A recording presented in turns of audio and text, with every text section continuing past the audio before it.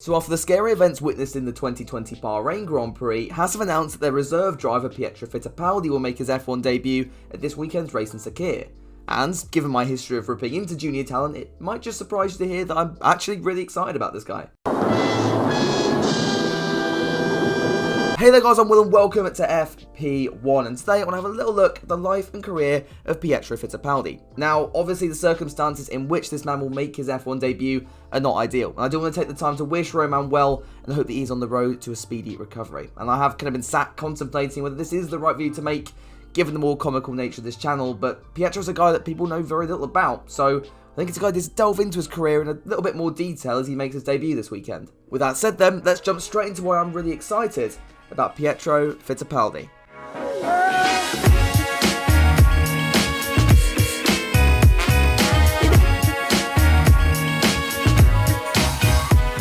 Now, if you're at all familiar with classic Formula 1, the first thing that might catch your eye is that surname, Fittipaldi.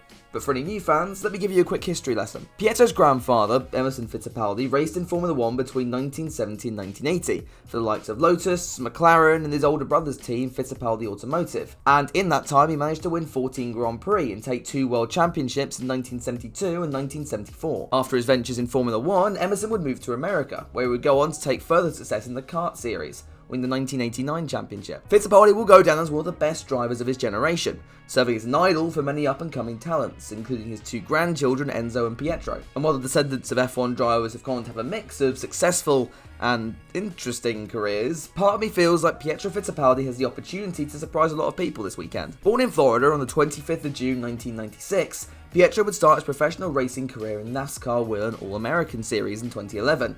Fittipaldi would surprise in his debut season, taking 4 wins and 13 podiums to win the championship. Sticking in the same series for 2012, his second campaign would prove slightly less successful than the first, but he still managed to secure a further win and 3 podiums before making the decision to switch to single-seater racing for 2013. Pietro had a modest showing in his first year of this new car class, but really began to turn heads in 2014.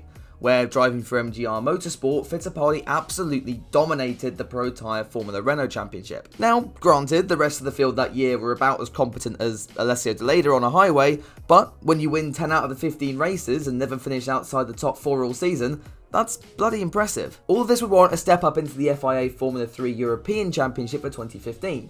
This would be a competitive field, with the likes of Antonio Giovinazzi, Charles Leclerc, George Russell, Mahavir Raghunathan. The list goes on and on. Though this wouldn't be Fittipaldi's best campaign, he'd still be able to manage several points finishes over the year, with the best result being 2 6th place finishes at Portimao. Do remember here that the Fortec team he was driving for was by no means one of the best on the grid that year as well, and he ended the year 12 spots higher up in the championship than his next closest teammate Matthew Rowell. Better results would come later that year, as Pietro won the 2015-16 MRF Challenge Formula 2000 Championship, beating out the likes of Mick Schumacher, Max Futrell and many more. And after a modest showing in the 2016 Formula V8 3.5 series, Fittipaldi returned the next year and wiped the floor with the competition, taking home 6 wins, 10 podiums and the championship. Also add on to that the man finished every race bar 2 inside the points. Not bad. But despite being in the Ferrari Driver Academy since 2014, Fittipaldi found himself being like Callum Ilott before being like Callum Ilott became cool. In other words, all the media buzz was surrounding a young man called Charles Leclerc, and though the decision to promote him into Formula 1 has worked, shall we say, rather well, it did mean Fittipaldi found himself moving to IndyCar instead for the 2018 season. However, just 1 round into the 2018 campaign with Dale Coyne Racing, Fittipaldi would suffer a huge accident at the 6 Hours of Spa-Francorchamps, breaking both of his legs. Yet, miraculously, Fittipaldi was back in the IndyCar just 2 months later, racing even while one of his legs was not fully recovered. I mean, hats off to the guy, not many people will be able to come back like that. Pietro would round off the 2018 season with a 9th place finish at the penultimate round at the Grand Prix of Portland. Not bad considering the circumstances. Around the same time, Fittipaldi would be announced as the test and reserve driver for the Haas Formula 1 team, a position he continues to hold today. And that brings us to Sunday the 6th of December 2020, where Fittipaldi will race in place of injured Haas Formula 1 driver Romain Grosjean. So why am I so excited about this debut? Well, unlike some of the other drivers coming into Formula 1 next year, Mazepin, Pietro's consistently proved in the junior categories that he's a skilled talent. And in the meantime, he's also proven his commitment to the sport and strength through thick and thin. Pietro was one of those drivers who just got to Formula 1 at the wrong time, when all the hype and buzz was surrounding the likes of Charles Leclerc and George Russell.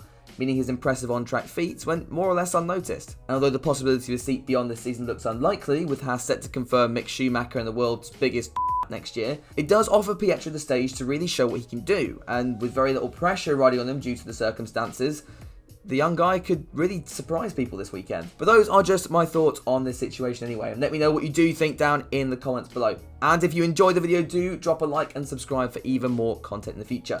You can also follow me on Twitter, and all links for that will be down in the description below. Finally, I do want to finish by saying that I hope Romain can make a speedy recovery, and despite my criticism of him in the past, I do hope he's fit to race for the last race of the season in Abu Dhabi, or at least some sort of lap of honour before the race or something. Come on FIA, make it happen. Thank you all so much for watching. I hope you have a lovely rest of your week, and I'll see you all in the next one.